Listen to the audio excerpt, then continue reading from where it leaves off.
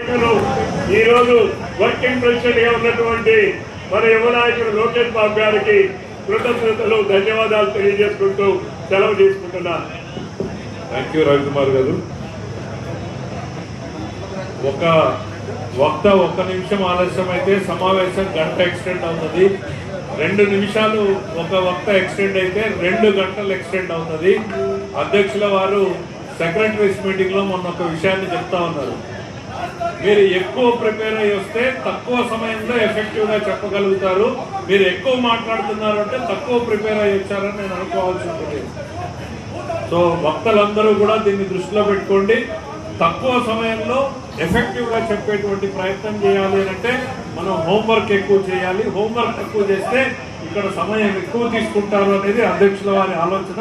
దానికి అనుగుణంగానే సరైనటువంటి సమయ పాలన కావించాల్సిందిగా సవినయంగా విజ్ఞప్తి చేస్తున్నాం. ఎందుకంటే చాలా అజెండా ఎక్కువగా ఉంది అనేటువంటి తెలియజేసుకుంటాం. అట్లానే డొనేషన్స్ ఇవ్వాలనుకునేటువంటి వాళ్ళు ఇప్పటికే 4-5 స్లిప్స్ పంపించారు. ఇక్కడ ఉన్నటువంటి వాళ్ళు కానీ ఫీల్డ్లో ఉన్నటువంటి వాళ్ళకి మన మై టీడీపీ యాప్లోనే డొనేషన్స్ అనేటువంటిది ఉంది. 100 రూపాయల నుంచి ఎంతైనా కూడా అందులో ఇవ్వచ్చు.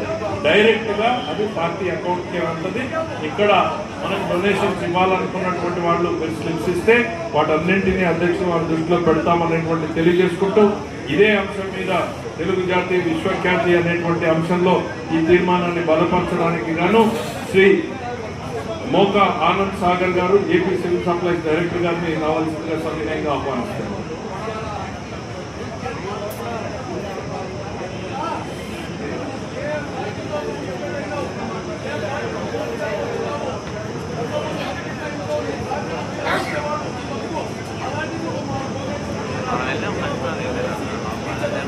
బాబు గారికి, లోకేష్ గారికి, 1 మంది తెలుగుదేశం పార్టీ కుటుంబ సభ్యులకి శిరస్సు ఉంచి 1,000,000 కోటి సాష్టాంగ నమస్సువర్ణ సమాజం సమర్పించుకుంటారు.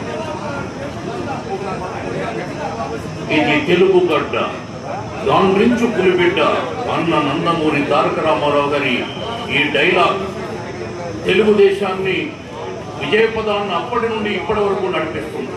అందుకే అన్నగారు పదే పదే చెప్పేవారు. శ్రీకృష్ణదేవరాయలు రచించినటువంటి ఒక పద్యం, తెలుగుదేలయన్న దేశం తెలుగు, ఏ తెలుగు వల్లగున్న తెలుగు కండ ఎల్ల నుగులు కొలువ ఎరుగవే భాషాడి దేశ భాష నందు తెలుగు లెస్స అని చెప్పేవారు. అటువంటి తెలుగు వల్లగురు అన్న నందమూరి తారక రామారావు గారు తెలుగువాడి కీర్తిని ఖండాంతరాలలో వ్యాప్తి చేసినటువంటి దీప్తి